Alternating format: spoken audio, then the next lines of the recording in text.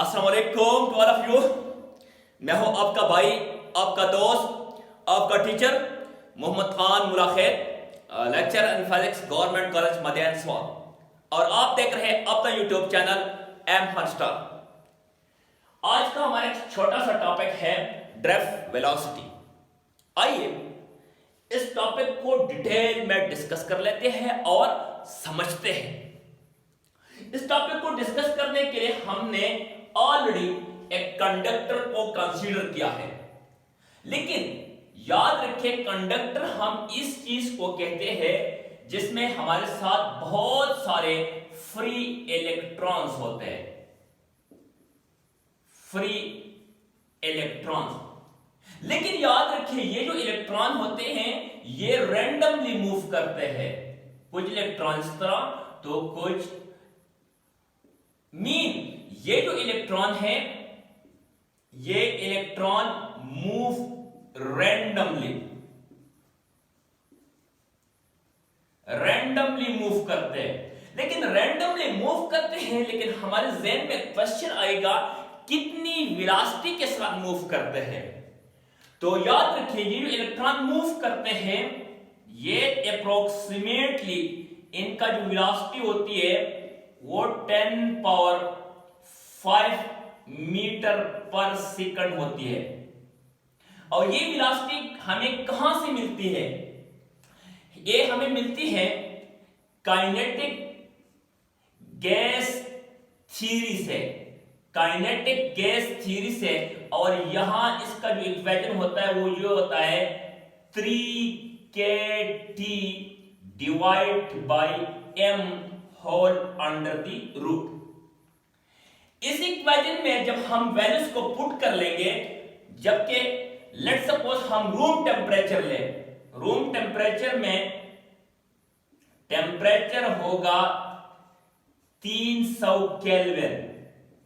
ये के हमारे साथ है बोल्ट्जमैन कांस्टेंट, और इसका वैल्यू हमारे साथ है 1.38 मल्टीप्लाइड 10⁻⁻23 है। और m क्या है? ये मैस ऑफ इलेक्ट्रॉन है।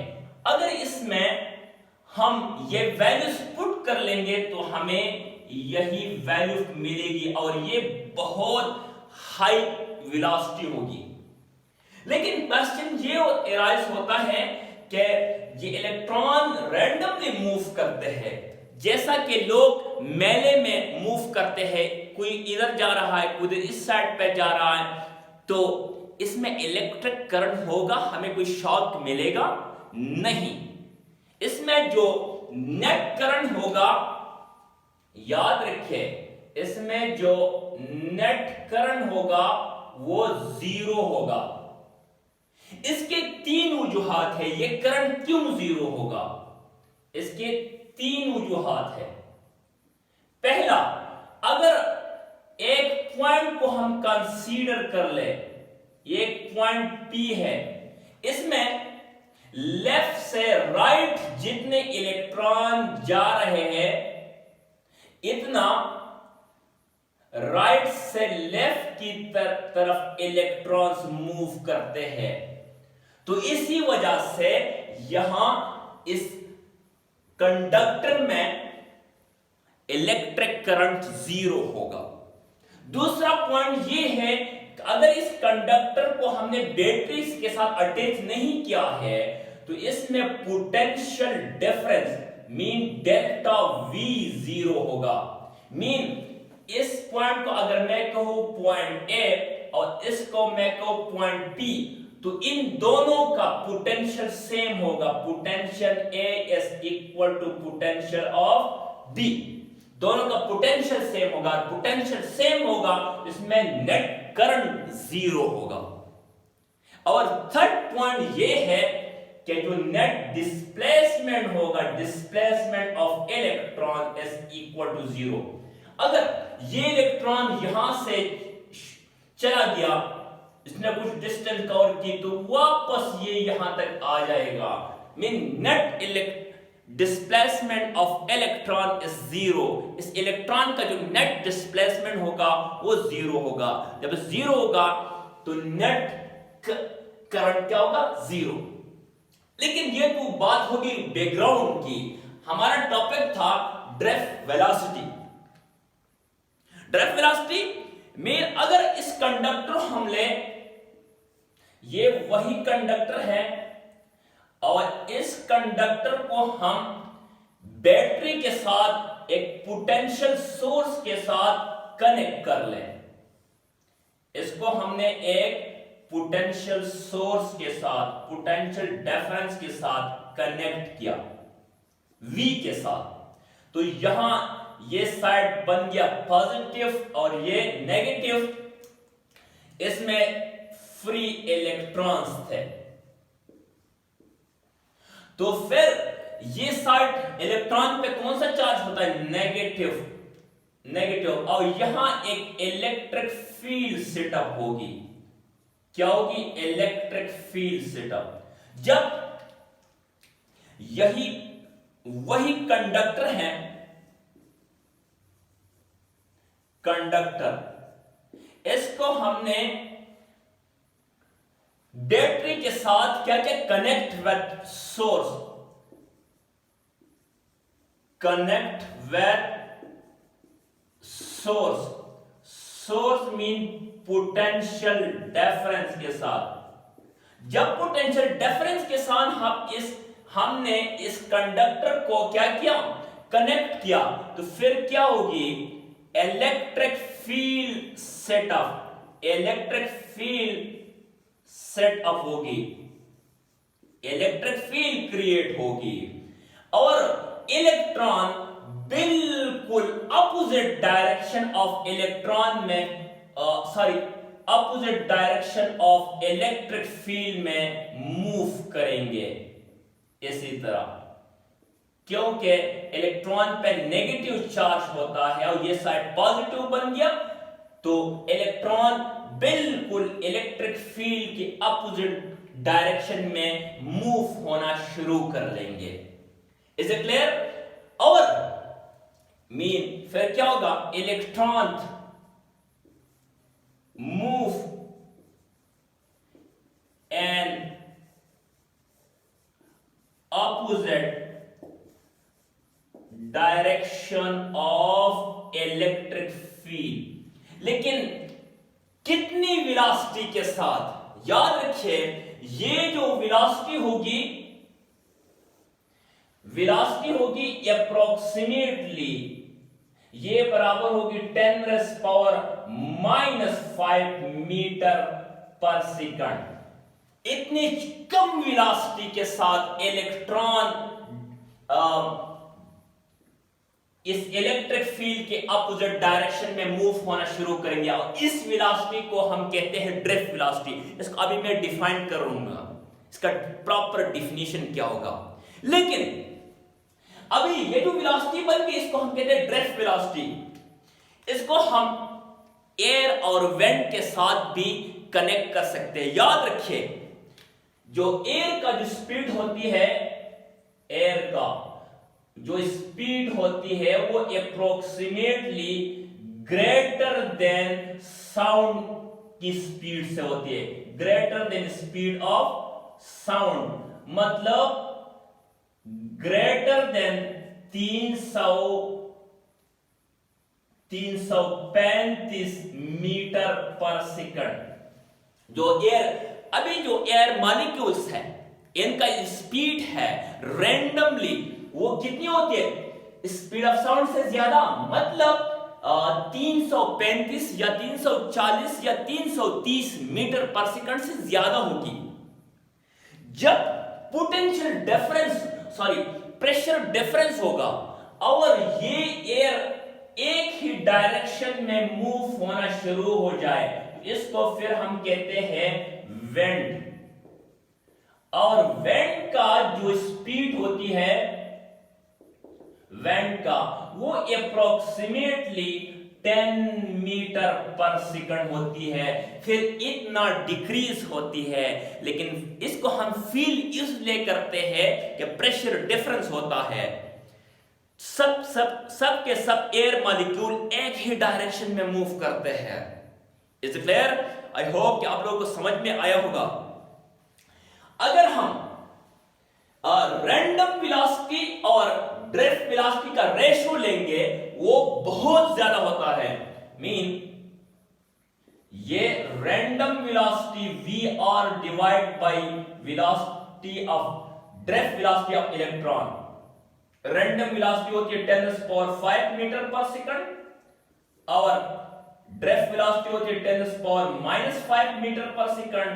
ये एक दूसरे के साथ कैंसल और ये ऊपर आके 10⁻10 बन जाएगा।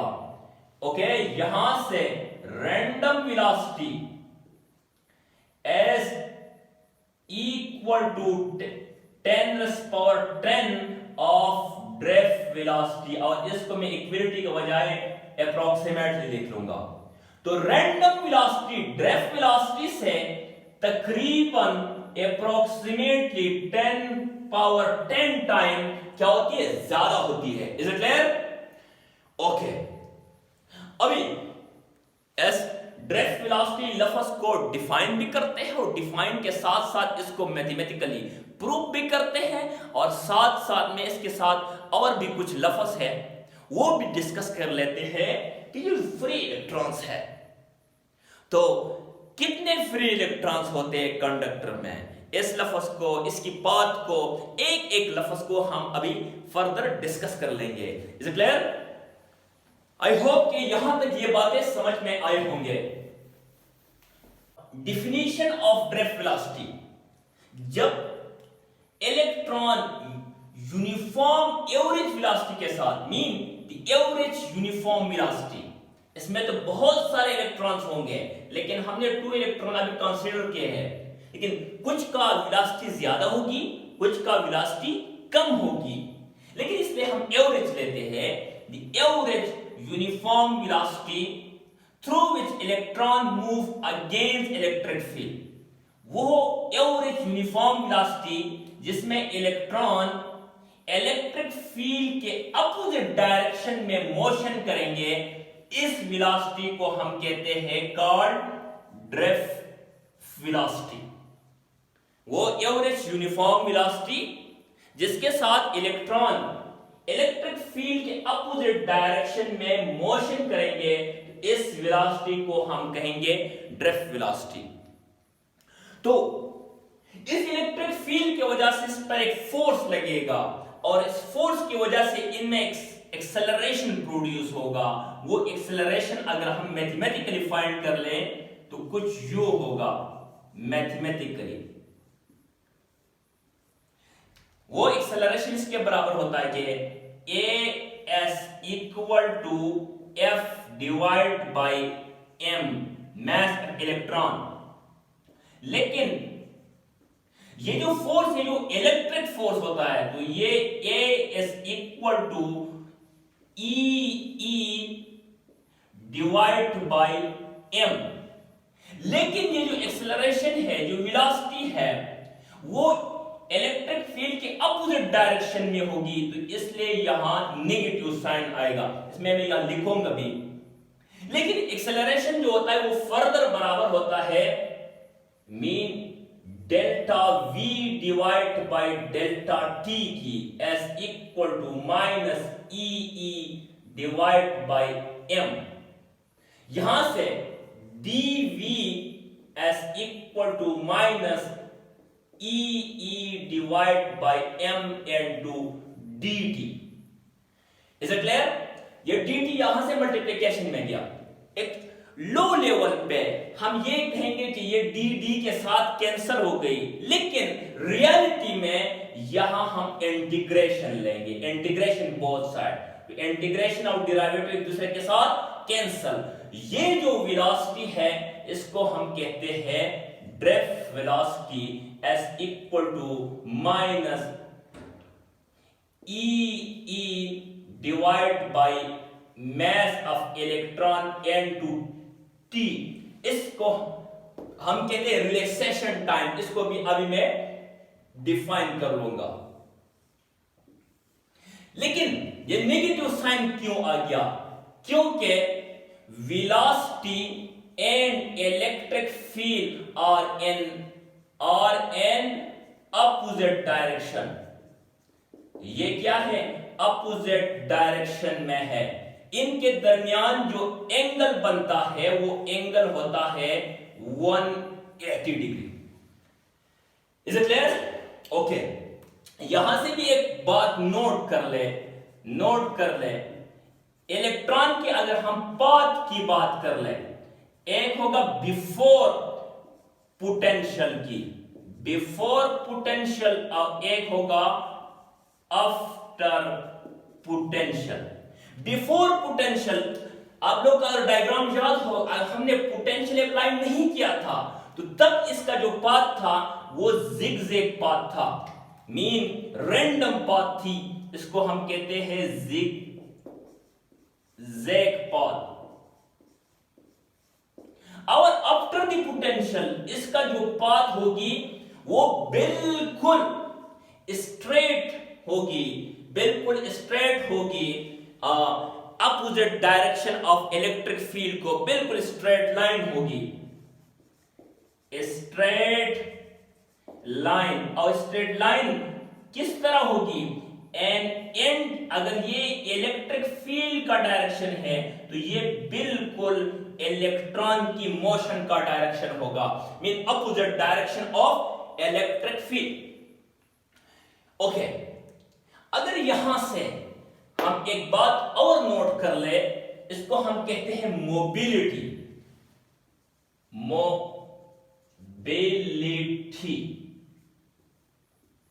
हाँ, इसमें एक लफ्ज और भी आ गया टी. इस टी को मैं भी डिफाइन करूंगा ये क्या चीज है. लेकिन mobility mean drift velocity per unit electric field is called mobility, और ये बराबर होगा E3 divide by mass of electron की, या अगर हम नेगेटिव साइन को इग्नोर कर दें. ओके, ये सिर्फ मोशन की बात हो रही है.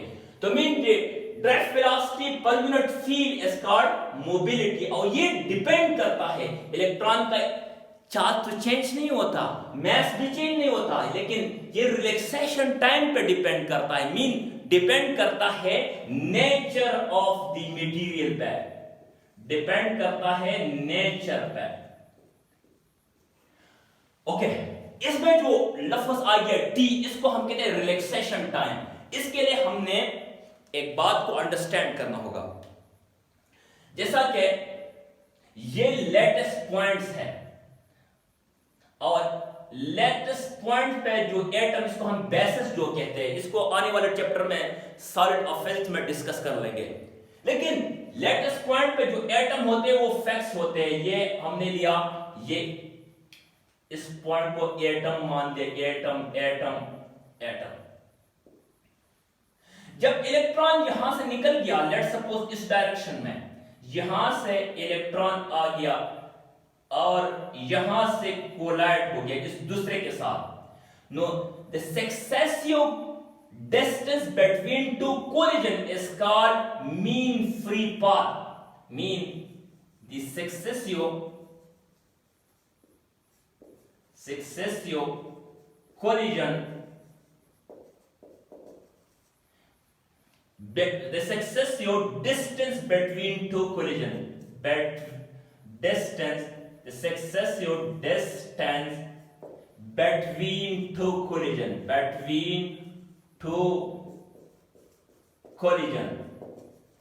is called mean free path. इसको हम कहते हैं mean free path. It's called mean free path. इसको हम कहते हैं मीन फ्री पाथ, और ये डिनोट होता है लैम्डा से. मीन यहां कोलाइड हुआ और फिर दूसरी जगह यहां कोलाइड हुआ, अगर यहां कोलाइड हुआ और फिर इलेक्ट्रॉन आके यहां कोलाइड हुआ, इस दो कोलिजन के दरमियान में जो फासला होती है इसको हम कहते हैं मीन फ्री पाथ लैम्डा. और दी डिस्टेंस के बजाय अगर ये हम टाइम ले, the time between two successive collision, अगर दो कोलिजन के दरमियान जो टाइम होगा, इस टाइम को हम कहते हैं रिलैक्सेशन टाइम, रिलैक्सेशन टाइम, और ये रिलैक्सेशन टाइम हम डिनोट करते हैं टा से। ओके, इन दरमियान टू सक्सेसिव, यहां कोलैट इनके दरमियान जो टाइम, इसको हम कहते हैं रिलैक्सेशन टाइम, था। Is clear? ये दो लफ्ज। इसके अलावा बहुत इंपॉर्टेंट पॉइंट के how many free electrons in a conductor, एक कंडक्टर में हमारे साथ कितने फ्री इलेक्ट्रॉन्स होते हैं।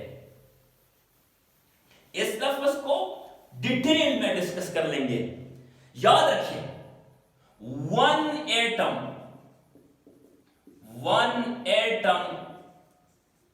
Have one free electron. याद रखिए, एक एटम के साथ एक ही फ्री इलेक्ट्रॉन होता है। Is it clear?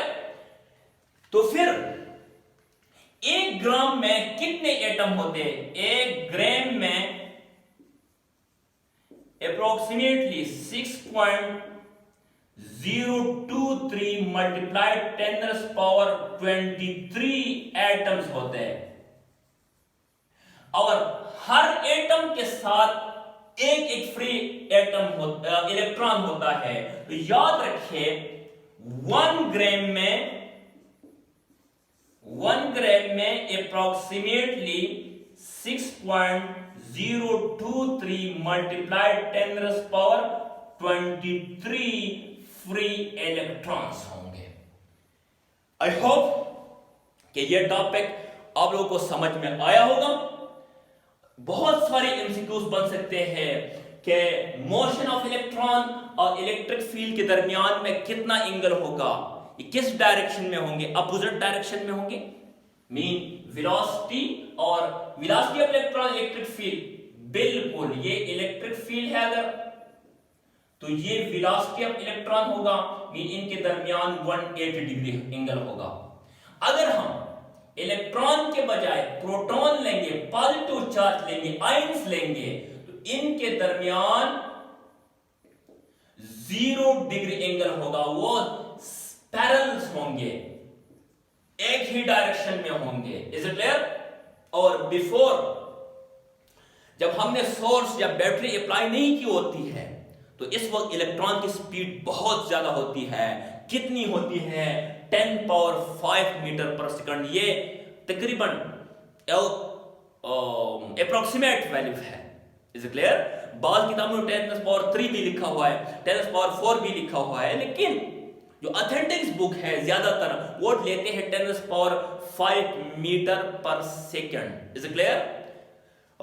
I hope कि आप लोगों को यह टॉपिक समझ में आया होगा। Wish you all the best. और इससे पहले जाने से पहले आप लोगों से एक रिक्वेस्ट कि इस टॉपिक को जितना हो सके अपने दोस्तों के साथ, अपने स्टूडेंट के साथ, अपने रिश्तेदारों के साथ शेयर करें, क्योंकि जब हम पढ़ेंगे तो बढ़ेंगे। Wish you all the best.